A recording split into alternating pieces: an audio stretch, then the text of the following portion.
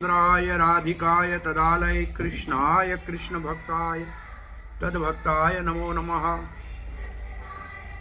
ओम नमो भगवते वासुदेवाय।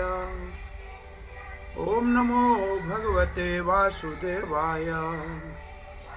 ओम नमो भगवते वासुदेवाय। नारायणं नमस्कृत्यं नरं चैव नरोत्तमं देवीं सरस्वतीं व्यासं ततो जयमुदीरये। नष्टप्रायेषु भद्रेषु नित्यं भागवत सेवया भगवती उत्तम श्लोकैर्भक्तिर्भवती नैष्ठिकी। कृष्णाय वासुदेवाय देवकी नंदनाय च नंदगोपकुमाराय गोविंदाय नमो नमः। जय श्री कृष्ण चैतन्य प्रभु नित्यानंद श्री अद्वैत गदाधर शिवासदि गौर भक्तवृंद। हरे कृष्णा कृष्णा कृष्णा हरे हरे, हरे राम राम राम हरे हरे। जगन्नाथ बलदेव सुभद्रा महारानी सुदर्शन चक्र श्री गौर निताय श्री प्रभुपाद के चरणों में शरण लेने वाले भाग्यशाली भीलवाड़ा के भक्तवृंद, आज नरोत्तम दास ठाकुर महाशय श्री नरोत्तम दास ठाकुर का आविर्भाव तिथि है। माघ की पूर्णिमा है और हमारा नित्य भागवत सेवया उसके तीसरे स्कंद के 26 अध्याय का 15वां श्लोक है। तो आइए आज हम वैष्णव आचार्य के कृपा का पात्र बन के श्रीमद् भागवत का श्रवण करते हैं। 15वें श्लोक का पाठ करते हैं। एतावान एव संख्यातो ब्रह्मण सह गुणस्य सन्निवेशो माया प्रोक्तो यह काल पंच विशंकः। एतावान एव सांख्यतो, ये गिनती करके आपको 24 तत्व सुनाए गए जिसका हमने कल वर्णन किया। 5 महाभूत, 5 तन मात्राएं, 5 ज्ञान इंद्रियां, 5 कर्म इंद्रियां और 4 अंतःकरण, ये हुए 24। सन्निवेशो, उसके अंदर प्रवेश किया। सन्निवेशो का मतलब उसके अंदर प्रवेश किया। सन्निवेश का मतलब उन सबको आपस में प्रवेश करके चलाने वाला, सम्यक निवास। मया प्रोक्तो, मैंने आपको बताया। वो कौन सा है जो इन सबको आपस में मिलाकर चलाता है? यह काल पंच वशंकः, 25वां काल हो गया। तो अभी तक 24 तत्वों का वर्णन हुआ था, अब काल का वर्णन हो रहा है। काल क्या है? तो ये 24 तत्वों को ब्रह्म कहा जाता है। महद ब्रह्म योनि या ब्रह्म कहा जाता है। और इन सबको आपस में जो मिलाता है उसको काल कहते हैं। और उसको 25वां, 24 तत्व और 25वां काल। इस भौतिक जगत का जो महद ब्रह्म है उसमें 24 तत्वों का, उसमें 25वां तत्व है काल। ये मैंने आपको बताया, इसे भगवान कह रहे हैं। तो जो 25वां तत्व कौन है? काल।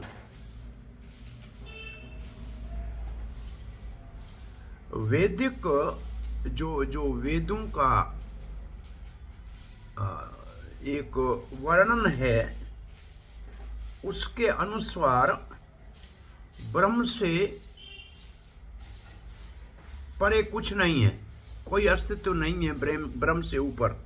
सर्वम खल्व इदम ब्रह्म, छांदोग्य उपनिषद में लिखा है, सर्वम खल्व इदम ब्रह्म। जो सब कुछ आपको इस संसार में दृष्टिगोचर हो रहा है वो सब ब्रह्म है। और विष्णु पुराण में भी ये लिखा है, जो कुछ हम देख रहे हैं, परस्य ब्रह्मण शक्ति, वो सब पर ब्रह्म भगवान की शक्ति है। परम सत्य भगवान की शक्ति। जो कुछ दुनिया में दिख रहा है वो सब भगवान की शक्ति है और उसको ब्रह्म कहते हैं। और जब ब्रह्म प्रकृति के 3 गुणों के साथ, सतोगुण, रजोगुण और तमोगुण के साथ मिश्रण हो जाता है, मिल जाता है,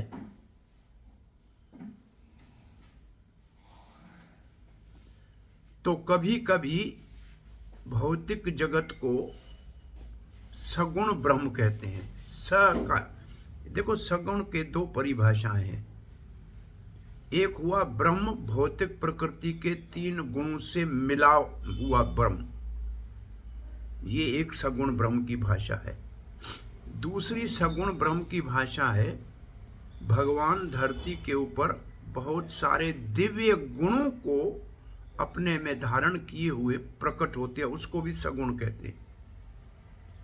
एक भगवान को निर्गुण कहते हैं, उसकी परिभाषा ये है कि भगवान में भौतिक प्रकृति के 3 गुणों का कोई भी लेश मात्र नहीं है, इसलिए उसको निर्गुण कहते हैं।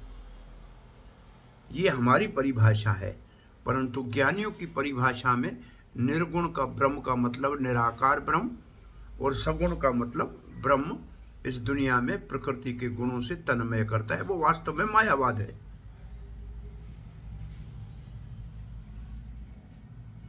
और ये जो सगुण ब्रह्म है उसमें ये 25 तत्व है, 24 प्रकृति के तत्व और 25वां काल। और जो निर्गुण ब्रह्म है, जिसमें कोई भौतिक मिश्रण नहीं है, मिलावट नहीं है, या जो आध्यात्मिक जगत है जहां सतो रजो तमोगुण का कोई प्रभाव नहीं है, उसको निर्गुण ब्रह्म कहते हैं।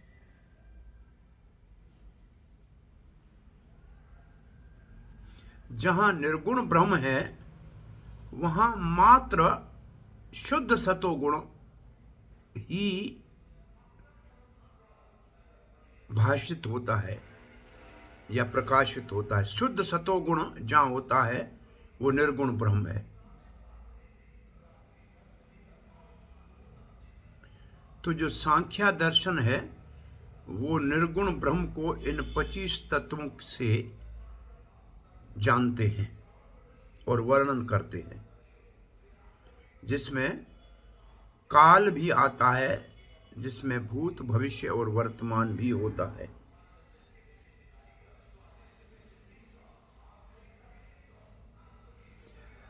अब चक्रवर्ती पाद इसकी परिभाषा करते हैं। सगुणस्य का मतलब है भौतिक जगत जो महत तत्व से शुरू होता है, उसको सगुण कहते हैं, क्योंकि प्रकृति के 3 गुण उसमें चलायमान हो जाते हैं।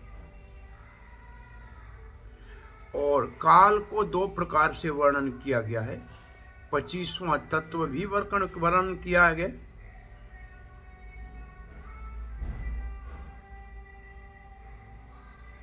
और ये प्रकृति का एक विशेष जो है वर्णन है, जिसमें सृष्टि का कार्य शुरू होता है।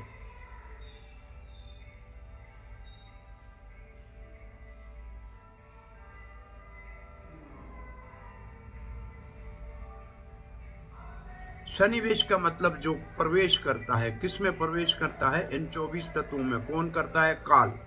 तो वो है 25वां तत्व। तो इसका मतलब काल प्रकृति से भी संबंधित है।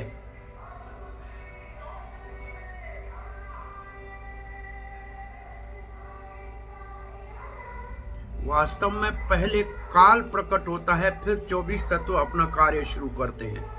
काल के ही प्रेरणा से महत्त्व में 24 तत्वों का विभाजन होता है।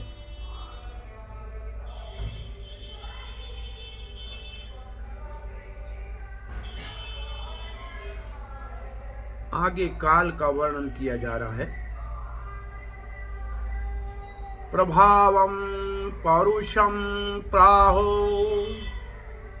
कालम एके यतो भयम् अहंकार विमूढ़स्य कर्तो प्रकृतिम यूषः। प्रभावं पौरुषं प्रभु, प्रभाव मतलब जिसका प्रभाव पड़ता है। पौरुषम परम पुरुष भगवान के ऊपर प्राहु कहा जाता है। क्या? काल। जो काल है, एक एक कुछ लोग कहते यत, जिससे भयम भय उत्पन्न होता है।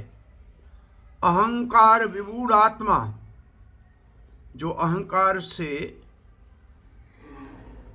झूठे अहंकार से भ्रमित होता है, विमूढ़ होता है। कर्तु, जीवात्मा जो अपने आप को कर्ता मानता है।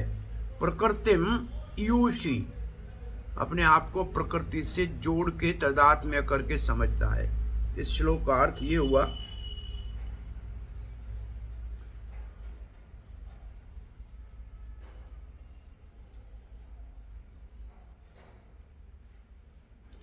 जिस जीव आत्मा ने अपना तदात्म्य प्रकृति से किया है, मतलब जो प्रकृति से जुड़ गया है, जिसने अपने आप को प्रकृति मान लिया है। क्यों मान लिया है? झूठे अहंकार के भ्रम के कारण। झूठे अहंकार के भ्रम के कारण जिसने अपने आप को भौतिक प्रकृति मान लिया है, उसके लिए भगवान का ये जो काल रूप है वो मृत्यु का भय उपस्थित करता है, और ये भय का कारण है। इसका मतलब इस जीवन में हमको जो मृत्यु का भय है, ये झूठा अहंकार के हमने शरीर अपने आप को मान लिया, इसके लिए कारण भय है। क्योंकि आत्मा का तो मृत्यु होता नहीं है, तो हमको भय क्यों होना चाहिए? काल क्या है? भगवान की शक्ति है। वो क्या करती है? जीव में भय को उत्पन्न करती है। कौन से जीव में भय को उत्पन्न करती है? जिसने प्रकृति से तादात्म्य करके अपने आप को झूठे अहंकार से भ्रमित किया है, विमूढ़ आत्मा किया है, उसको प्रभावित करती है, काल करता है।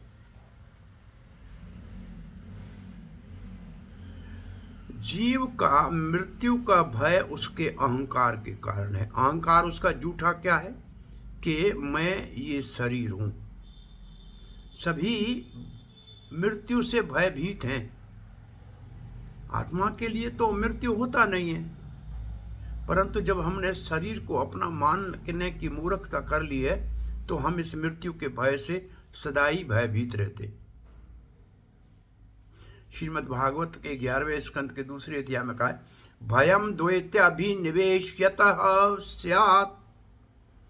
भयम द्वितीय, अपने आप को द्वितीय अभिनिवेशतः स्यात्।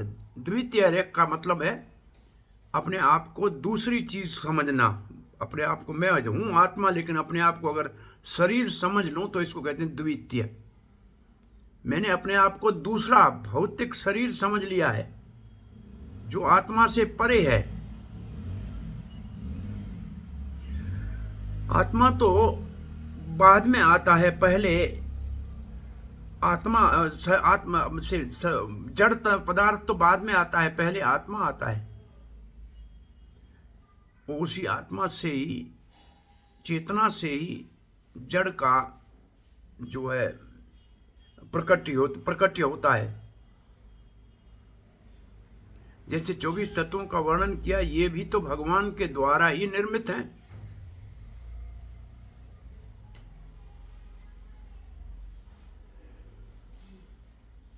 और ये शरीर जो है उन्हीं 24 तत्वों का बना हुआ है, परंतु काम तब करता है जब जब इसमें आत्मा का प्रवेश होता है। इसलिए भौतिक जगत, भौतिक शरीर को द्वैतीय कहा गया है, दूसरा, असली नहीं है। दूसरे को हमने अपना मान लिया है।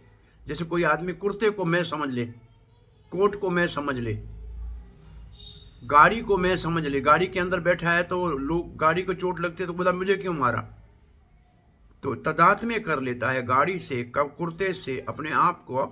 तो ऐसे हम जब शरीर को अपना मान लेते हैं तो हमारे को काल भय का बोध कराता है।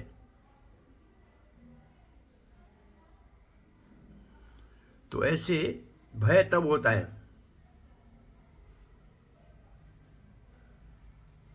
जब हम शरीर हैं ही नहीं, हम आत्मा है, तो फिर किस चीज का भय? क्योंकि आत्मा तक का तो मृत्यु होता नहीं है, लेकिन ये स्तर का अनुभव करने में कई जन्म लग जाते हैं। आसान नहीं है ये।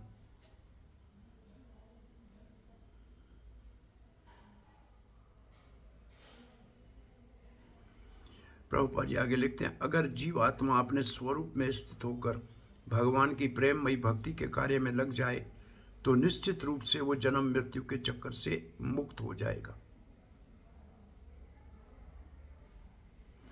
और जब जन्म मृत्यु के चक्कर से मुक्त हो जाएगा तो क्या होगा? तो वो उसकी दूसरी अवस्था जो होगी वो पूर्ण रूप से आध्यात्मिक होगी। उसमें भौतिक शरीर का प्रश्न ही नहीं उठता। भौतिक प्रकृति के 3 गुण और 24 तत्वों का उससे कोई लेना देना नहीं है। उसका शरीर भगवान की तरह सच्चित आनंद बन जाता है। ये आध्यात्मिक जगत में सच्चित आनंद शरीर की प्राप्ति जीव को होती है।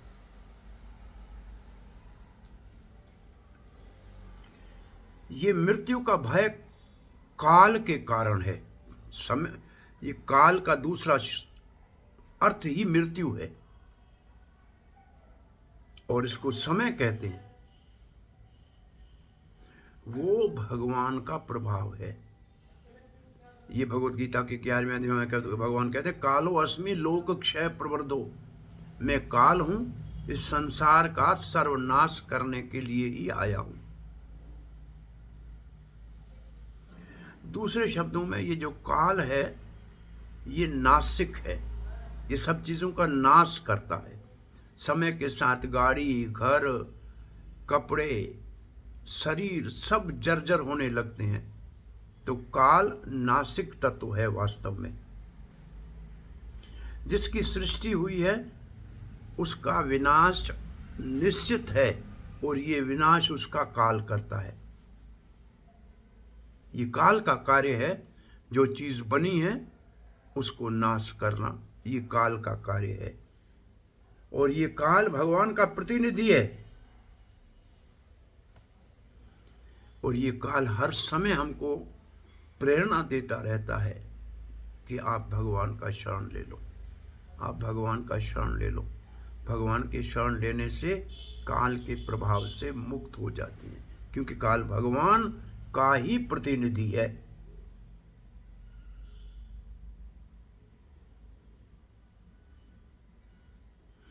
भगवान सब बद्ध जीवों से काल के रूप में ही बातचीत करते हैं। संसार में काल के माध्यम से भगवान हमसे बातचीत करते हैं। इस दुनिया में भगवान का काल का रूप है जो सबको अच्छी तरह से समझ में आता है। भगवत गीता में कहते हैं, भगवान जो एक बार भगवान का शरण ले ले उसके लिए जन्म मृत्यु फिर नहीं रह जाती, श्री कृष्ण कह रहे हैं।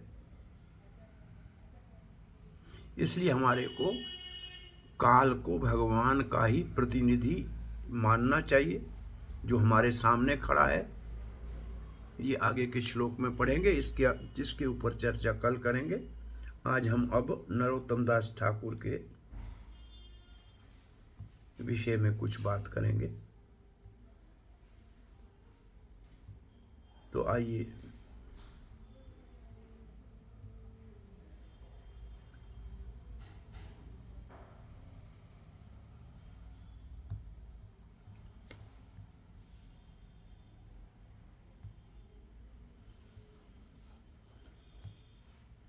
हरे कृष्णा। रोज हम गुरु पूजा जो गाते हैं, श्री गुरु चरण पद्म केवल भक्ति सदमा, ये नरोत्तम दास ठाकुर का जो है एक भजन है, लोकनाथ लोकेरा जीवाना। लोकनाथ उनके गुरु का नाम है। जैसे चैतन्य महाप्रभु साक्षात भगवान श्री कृष्ण है, जिन्होंने इस संकीर्तन आंदोलन भगवान के नाम को साथ मिलकर गाने का शुभारंभ किया। चैतन्य महाप्रभु ने अपने साक्षात प्रतिनिधियों के रूप में रूप सनातन गोस्वामी को, रघुनाथ भट्ट, रघुनाथ दास गोस्वामी को, गोपाल भट्ट गोस्वामी को, जीव गोस्वामी को, भूगर्भ को और लोकनाथ गोस्वामी को वृंदावन में भेजा। ये चैतन्य महाप्रभु के साक्षात प्रतिनिधि के रूप में वृंदावन में आए और भक्ति का जो तत्व है, भक्ति तत्व, कृष्ण तत्व, राधा तत्व, प्रेम तत्व, इनके ऊपर विस्तार से शास्त्रों के, वेदों के अध्ययन करने से नाना शास्त्र विचार का निपुण,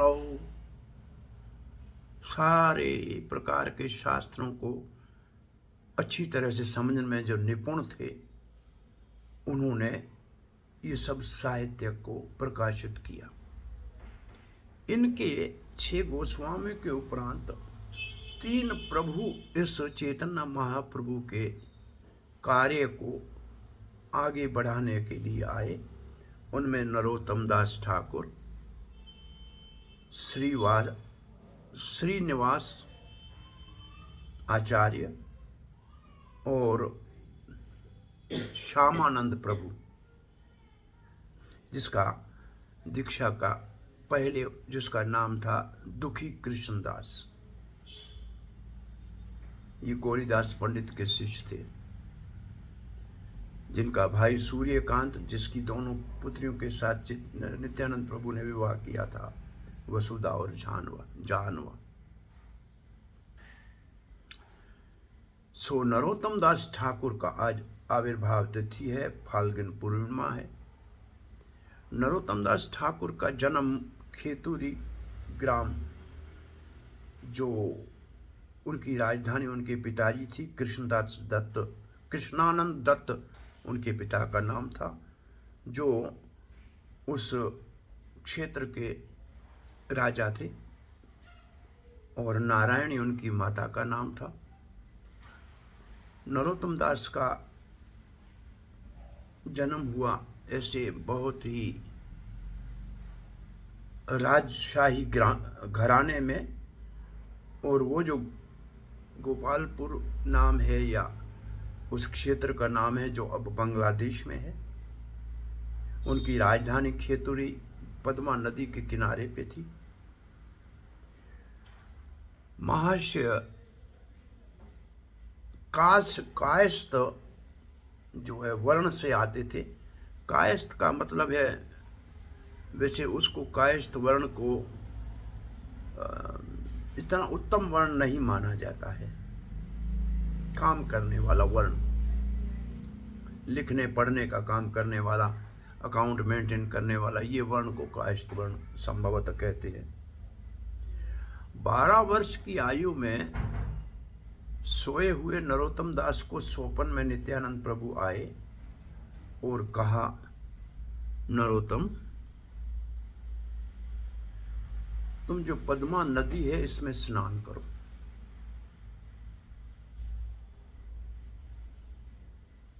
भगवान श्री चैतन्य महाप्रभु ने कृष्ण प्रेम को आपके लिए धरोहर के रूप में पद्मा नदी में रखा हुआ है। तो मानो अगर नरोत्तम दास ने पूछा कि मुझे कैसे पता लगेगा कि कृष्ण प्रेम चैतन्य महाप्रभु ने रखा है और मुझे प्राप्त हो गया, बोला, जब तुम स्नान करोगे पद्मा नदी में तो पद्मा नदी का पानी किनारों से उफन के बाहर आने लगेगा। ऐसे जब महाप्रभु ने इसमें प्रेम रखा था तो मैंने साक्षात इसको देखा था, और चैतन्य महाप्रभु ने मुझे आदेश दिया था कि मैं आपको प्रेरणा दूं कि आप पद्मा नदी में स्नान करो। जैसे नरोत्तम दास पद्मा नदी में स्नान करके आए और कृष्ण प्रेम जो उनके लिए महाप्रभु ने वहां स्थापित किया था, धरोहर के रूप में रखा था, वो उसको प्राप्त हो गया, तो फिर उसका मन राज में नहीं रह गया। वो अखंड बाल ब्रह्मचारी थे, भगवान चैतन्य महाप्रभु के अनुयायी थे।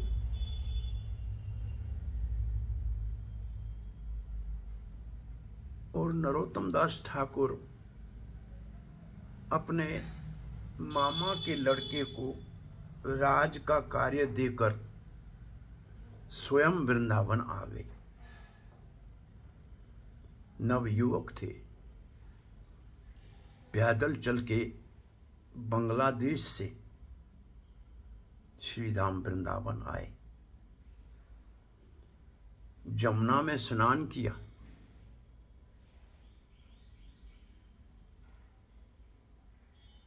जो मथुरा मंडल का बनखंडेश्वर में अपना महादेव, मथुरा में जो है भूतेश्वर महादेव, उससे अनुमति लेकर ब्रज में जब प्रवेश किया तो उस समय जीव गोस्वामी बहुत बड़े प्रकांड विद्वान थे, गौड़िया वैष्णव संप्रदाय के।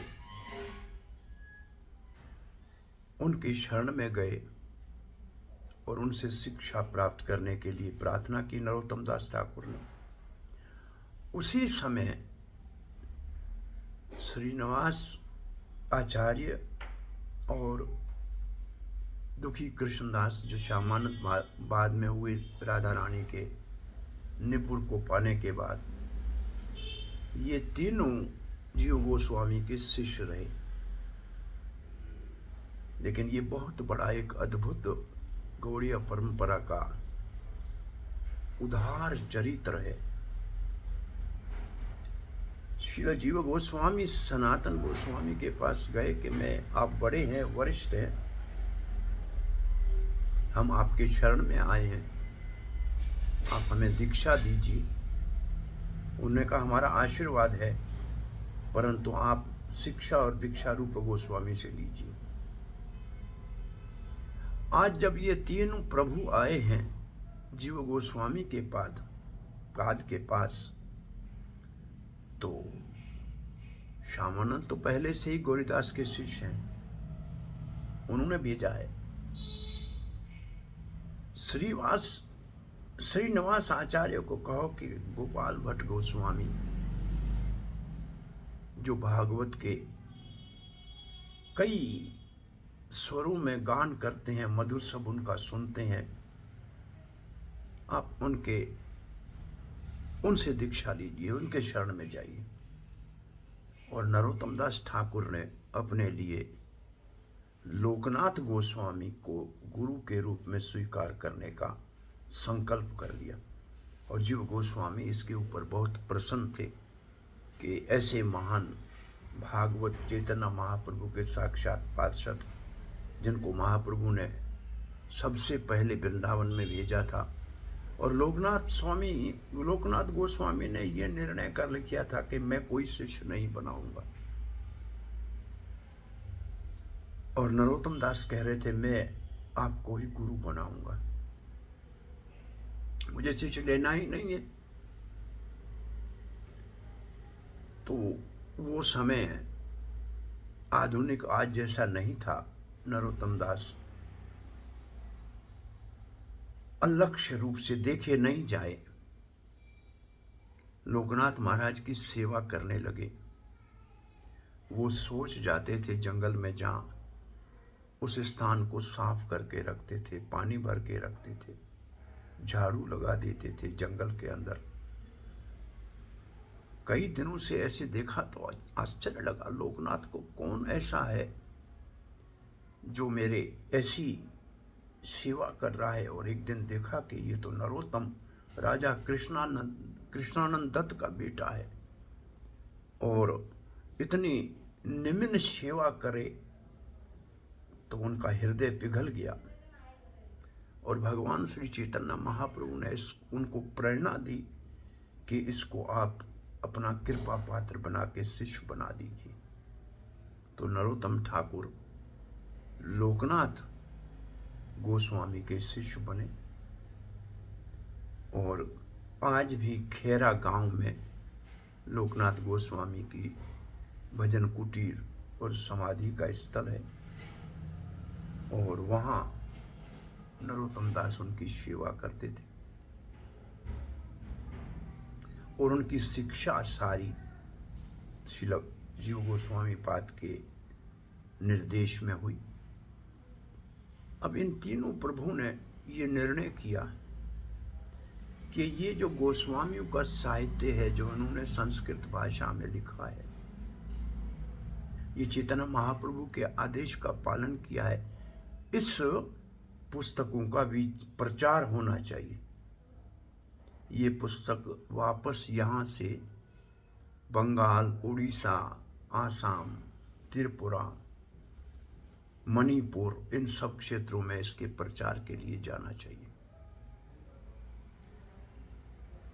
तो तीनों प्रभु साथ में पहली संकीर्तन पार्टी पुस्तकों को लेकर बैलगाड़ी में कुछ सहायक साथ में लेकर वृंदावन से निकले हैं और बंगाल जाने के लिए तैयार हुए हैं। ये जब कारवान काफिला ये यात्रा करने वाले बैलगाड़ी के साथ तीन प्रभु पुस्तकों को ले जाके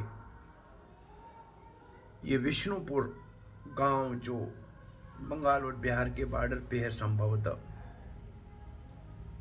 वहां पहुंचे तो वहां जो राजा था उसके पुरोहितों ने ज्योतिष के देख के कहा कि कुछ यात्री गाड़ी के अंदर बहुमूल्य चीजें ले जा रहे हैं। तो वो राजा रात को वो सारी गाड़ी के पुस्तकों को वहां से अपने आदमी के द्वारा चुरा के अपने राज में ले गया। हमीर नाम कुछ ना, राजा का नाम वीर हमीर था, विष्णुपुर का राजा। सुबह उठे तीनों प्रभु हताश हो गए, सारे पुस्तक चोरी हो गए। ये सारा 6 गोस्वामियों का साहित्य, और तब वो हाथ से लिखा हुआ साहित्य था भोजपत्रों के ऊपर। अब तो श्रीनिवास आचार्य ने कहा आप सब जाके अपने स्थानों के ऊपर प्रचार का कार्य शुरू कीजिए, पुस्तकों को पुनः प्राप्त करने की सेवा मैं ले लेता। और श्रीनिवास आचार्य ने वहीं विष्णुपुर में रहकर जो राजा के दरबार में भागवत पढ़ता था, उसकी भागवत के ऊपर एक दिन श्री निवास आचार्य ने कहा भागवत का रस और है, ये शुष्क अर्थ भागवत का प्रमाणित नहीं है।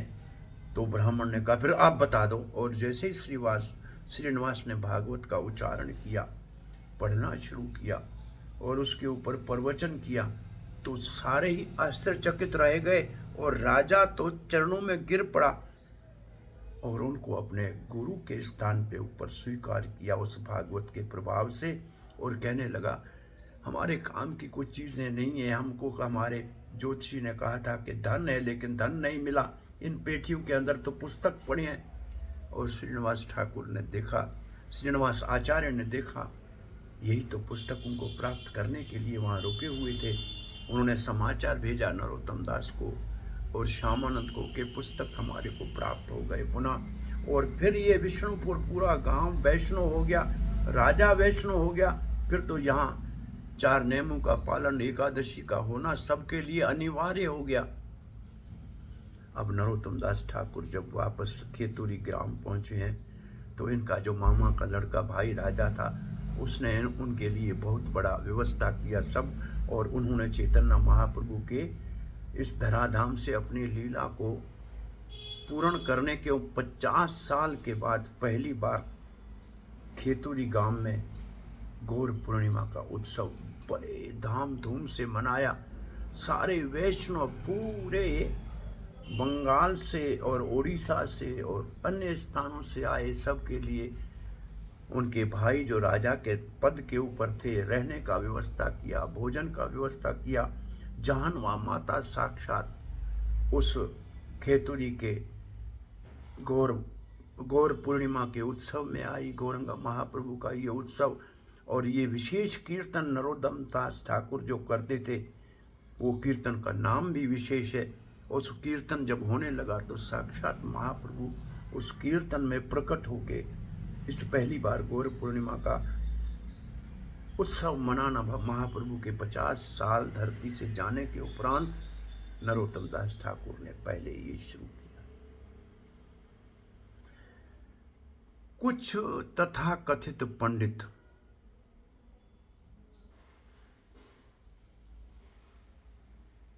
नरोत्तम दास ठाकुर तो ब्राह्मण थे नहीं जन्म से, कहा कि ये बड़े बड़े ब्राह्मणों को दीक्षा दे रहा है, ये तो बड़ा अन्याय हो रहा है, अधर्म हो रहा है।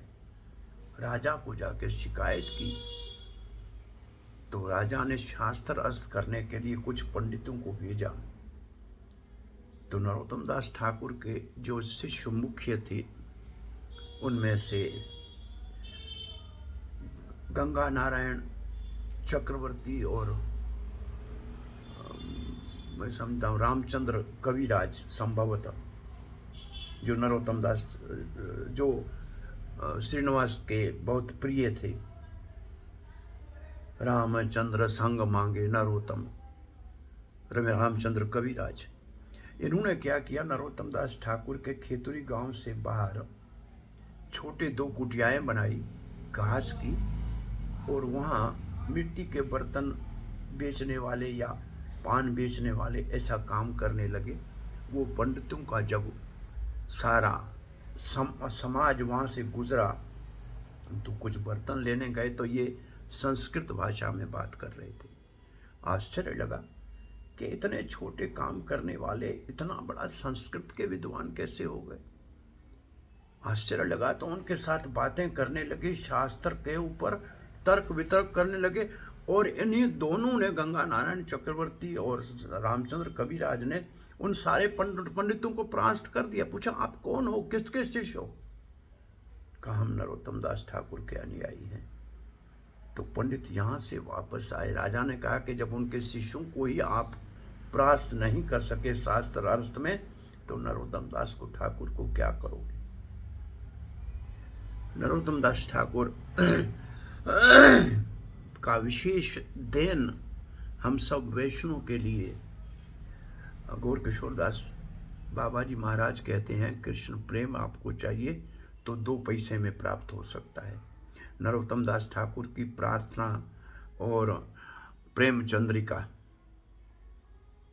ये 2 छोटे से पुस्तक में आपको कृष्ण प्रेम प्राप्त करने की सारी संपत्ति इसके अंदर समाई हुई है। और नरोत्तम दास के भजनों को श्रील प्रभुपाद ने कृष्ण भावना अमृत संघ में बहुत प्रचलित रूप से गाया भी है। और हमारी गुरु पूजा का जो भजन है ये नरोत्तम दास ठाकुर का है। और नरोत्तम दास ठाकुर के भजन प्रार्थना नाम के पुस्तक में है। 2 पैसे की पुस्तक उस समय में थी, और प्रेम भक्ति चंद्रिका दूसरी पुस्तक थी। और ये 2 पुस्तक गौर किशोर दास बाबा जी महाराज की सबसे बड़ी संपत्ति थी। वो बड़े विद्वान नहीं थे, पढ़े लिखे नहीं थे, बस ये 2 पुस्तकों में उनके जीवन का सार था।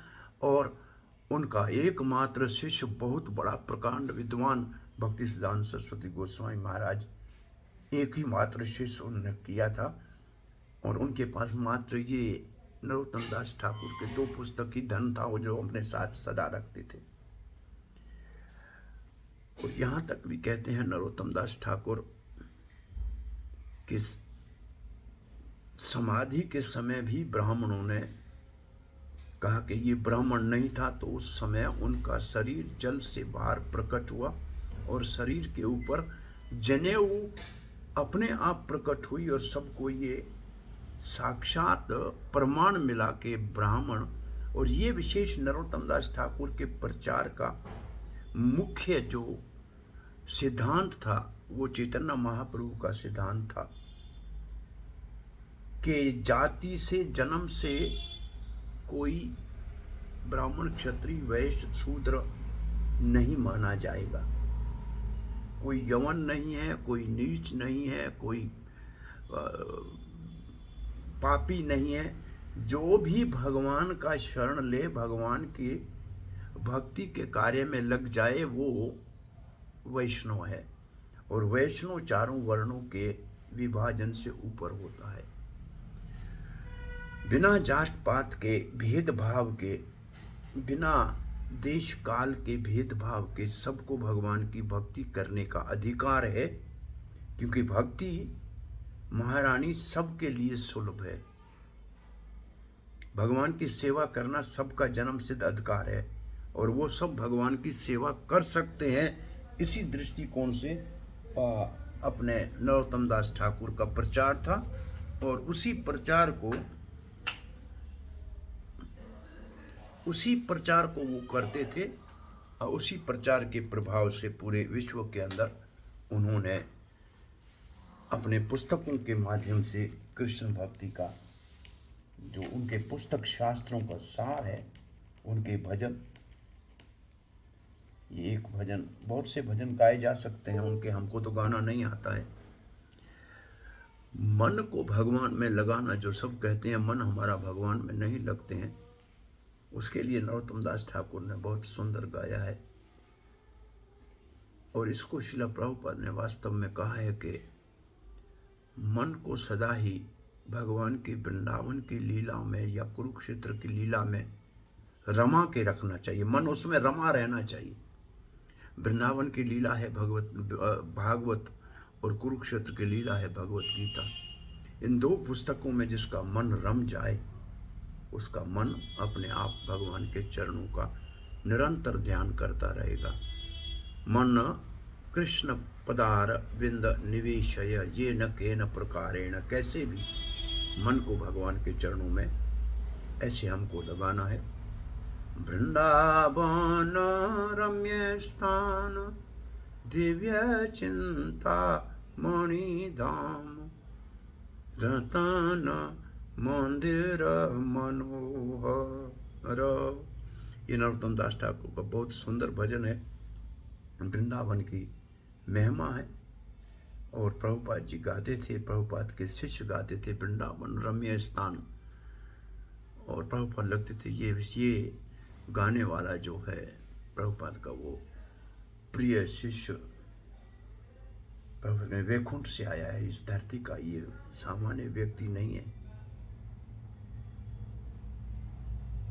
और वृंदावन, इस वृंदावन रम्य स्थान में जो मन के लिए कहते हैं मेरा मन सदा स्फुरित भगवान राधा कृष्ण के अष्टदल के ऊपर सखियों के संग में बैठे हास परिहास कर रहे हैं, इस लीला का चिंतन मेरा मन निरंतर करता रहे, इसी में डूबा रहे।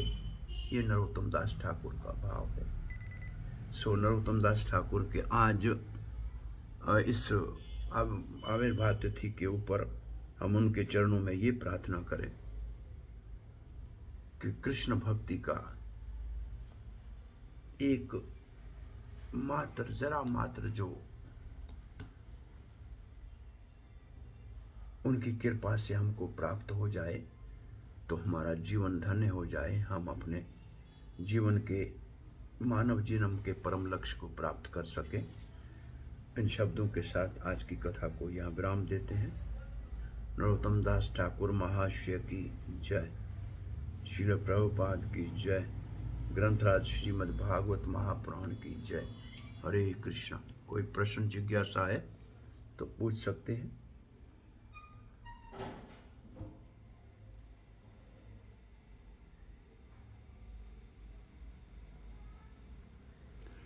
अहितु की कृपा क्या होती है, किसी ने लिखा है।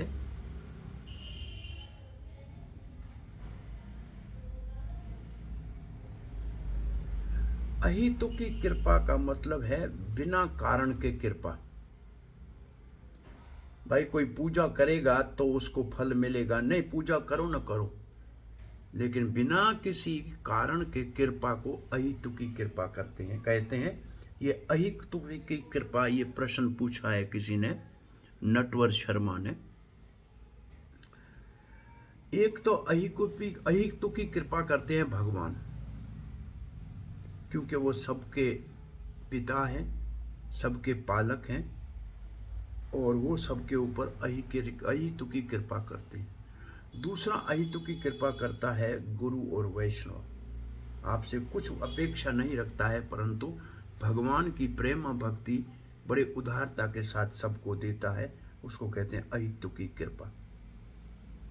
अहितु की मतलब बिना किसी कारण के कृपा का अंग्रेजी में काजलेस मर्सी कहते हैं। किसी कारण से कोई कृपा नहीं की है। हमने उसकी पूजा की इसलिए कृपा की, हमने उसको दान दिया इसलिए कृपा की, हमने उसको जो है कुछ सुविधाएं दी इसलिए उसने कृपा की, नहीं। कोई उसका कारण नहीं है। उन्होंने अपने हृदय से प्रेम के कारण, भगवान का प्रेम उसके हृदय में इतना भरा हुआ था कि छलक के बाहर निकल आया और कृपा के रूप में हमको प्राप्त हो गया। तो अहितु की कृपा कहते हैं। और प्रहलाद सूतर का हाथ ऊपर है, क्या प्रश्न है आपका? हाँ जी प्रहलाद जी बोलिए, अनम्यूट कीजिए।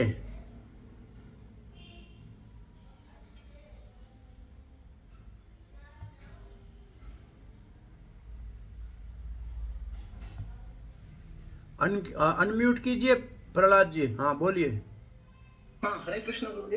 हाँ जी प्रभु जी मेरा प्रश्न है कि प्रकृति में मतलब 24 तो वो तत्व और एक आत्मा बताई गई है। आत्मा बाद में आएगी, अभी हाल फिलहाल काल बताया गया है जो इस प्रकृति के सारे को जो है चलायमान करता है या सृष्टि का कार्य शुरू करता है। वैसे आत्मा तो काल, हाँ हाँ काल और आत्मा एक ही तत्व है या नहीं नहीं नहीं नहीं नहीं नहीं नहीं नहीं नहीं, आत्मा अलग चीज है, काल अलग चीज है। काल भगवान की शक्ति है जो संसार का संचालन चलाती है। काल के ही चक्कर में, काल एक के चक्कर में ये संसार चलता है। आत्मा तो भगवान का अंश है, जीव है, तो काल जीव नहीं है। वो फिर आएगा आगे। जीव है 26वां तत्व, फिर परमात्मा भी सबके शरीरों के अंदर बैठे हैं, वो 27वां तत्व है। ऐसे अन्य उसके अंदर जोड़े जा सकते हैं, लेकिन काल प्रकृति के कार्य को, सृष्टि के कार्य को शुरू करने के लिए, इन 24 तत्वों को का संचालन करने के लिए है। काल की परिभाषा ऐसे है जैसे पुराने जमाने में टेप रिकॉर्ड की रील चलती थी ना, तो सारी रील को कहते थे काल, और उसके ऊपर कौन सा भजन कौन से समय पे आएगा, कौन सा प्रवचन कौन से समय पे आएगा, वो जो समय की सीमा उसके अंदर होती थी, वो जो रील पूरी को काल का चक्कर कहा जाता है। ऐसे एक व्यक्ति के जन्म से लेकर मृत्यु तक वो क्या क्या करेगा वो काल का चक्र है। ऐसे ये काल भगवान का एक प्रतिनिधि है, भगवान का ही एक रूप है इस भौतिक जगत में। और ये भौतिक सृष्टि की शुभ आरंभ ही काल के प्रभाव से होता है। काल जब महत तत्व के अंदर प्रवेश करता है तो प्रकृति के तीनों गुणों को एक स्थिति से चलायमान करता है, तब सृष्टि का कार्य शुरू होता है। भगवान की दृष्टि, काल और जीव, ये तीनों अलग चीज है। गोपाल सिंह आपका क्या प्रश्न है?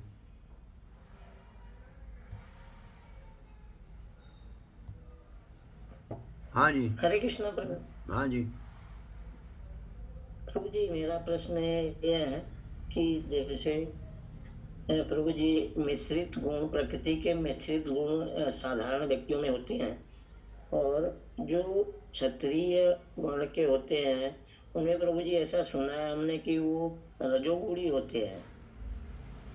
नहीं, गुण सबके अंदर तीनों होते हैं, परंतु किस गुण का प्रभाव कौन से शरीर पे ऊपर ज्यादा है। जिस शरीर में सतोगुण का प्रभाव ज्यादा है उसको कहेंगे ब्राह्मण स्वभाव। जिस व्यक्ति के ऊपर रजोगुण का प्रभाव ज्यादा है उसको क्षत्रिय प्रवृत्ति का कहा जाता है। जिस व्यक्ति के अंदर रजो और तमोगुण का प्रभाव अधिक होता है वो वैश्य होता है। जो प्रायः तमोगुण में रहता है उसको शूद्र कहते हैं। तो चार वर्णों का विभाजन गुणों के प्रभाव के अनुसार और कर्म कौन सा कार्य करता है उसके आधार पे किया जाता है। और हमारे को प्रकृति के तीनों गुणों के प्रभाव से ऊपर उठना है, तभी भगवान की शुद्ध भक्ति करने का सौभाग्य प्राप्त होगा।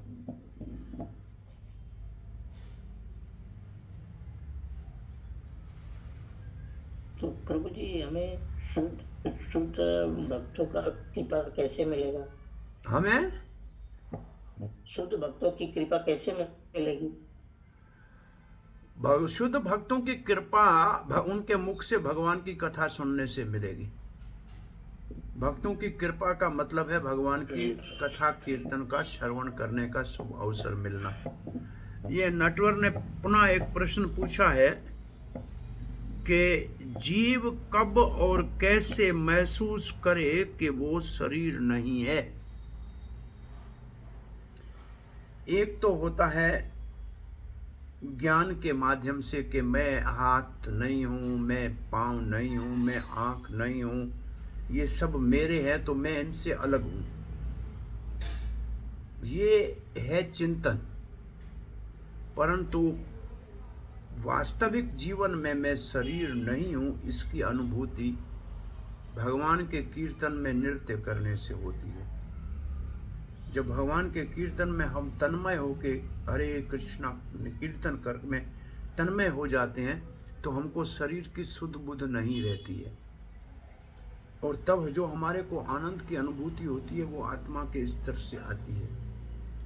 तो कृष्ण भावना अमृत संघ के अंदर मैं शरीर नहीं हूँ, मैं आत्मा हूँ, इस चीज़ का इसको महसूस करने के लिए हरिनाम संकीर्तन, विशेष रूप से नृत्य कीर्तन एकमात्र साधन है जो हमारे को वास्तव में आत्मा के अंदर जो आनंद का खजाना है वो खुलता है कीर्तन में नृत्य करने के समय। तब हमको पता लगता है कि शरीर से आत्मा अलग है और आत्मा का आनंद शरीर के आनंद से करोड़ों गुना ऊपर है। ये प्रैक्टिकल वे है महसूस करने की कि हम शरीर नहीं है। और जो ज्ञान के माध्यम से जो वे है वो ये है कि शरीर मैं नहीं हूँ, मैं शरीर का मालिक हूँ, तो मैं शरीर से अलग हूँ। और एक और प्रश्न लिखा है,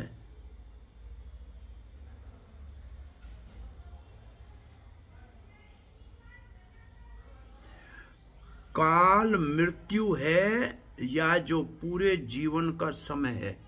दोनों है। जैसे हम कहते हैं कुछ समय गुजर गया, कुछ समय चल रहा है, कुछ समय आगे आएगा। भूत भविष्य वर्तमान तीनों काल के रूप हैं, और काल मृत्यु के रूप में सबसे बात करता है। भगवान काल के रूप में सबके सामने आते हैं मृत्यु बन के। तो काल भगवान का प्रतिनिधि है, और काल समय भी है और काल मृत्यु भी है। जब समय है तो भूत भविष्य वर्तमान हो जाता है, और जब मृत्यु है तो सबका नासिक हो जाता है। जो जब चीज़ बनी है वो विनाश उसका जरूर होगा। और शुरू में काल सृष्टि के शुभ आरंभ का जो है कार्य करता है। तीनों काम काल करता है। और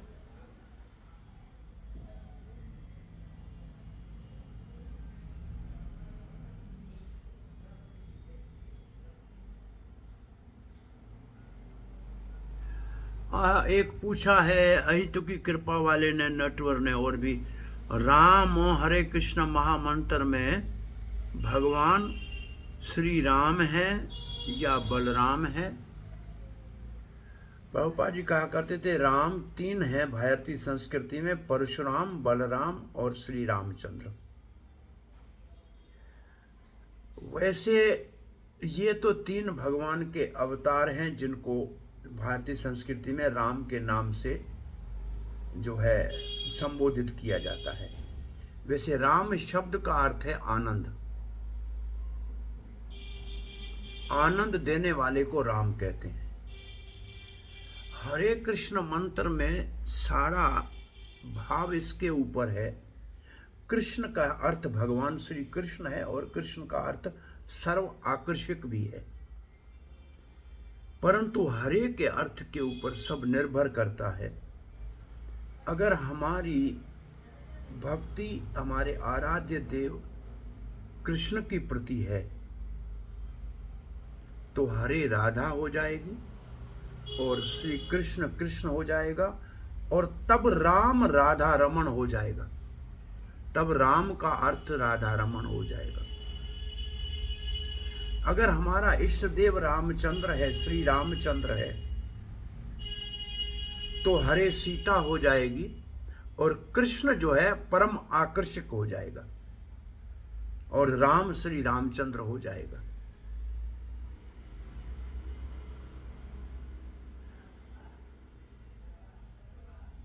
और नारायण अगर हमारा इष्ट देव है तो हरे लक्ष्मी हो जाएगी, कृष्ण आकर्षक हो जाएगा, और राम बलराम जिससे सारे नारायण के अवतार होते हैं तो ये भी हो सकता है।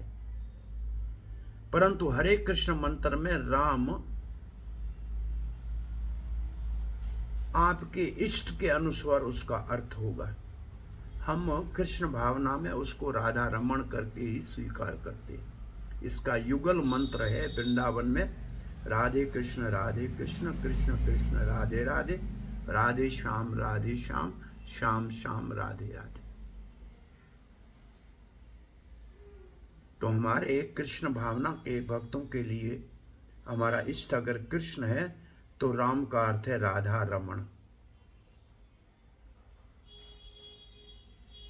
और नारायण का भक्त है तो हो जाएगा लक्ष्मी रमण।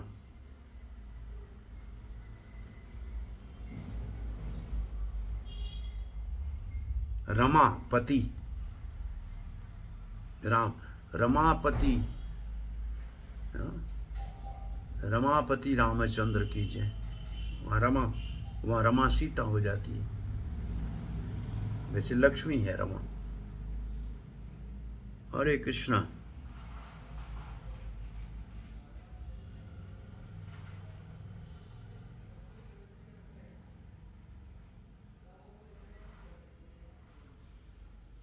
और कोई प्रश्न है? नहीं तो कथा को विराम देते हैं। हरे कृष्ण कृष्ण कृष्ण हरे हरे, हरे राम राम राम हरे हरे।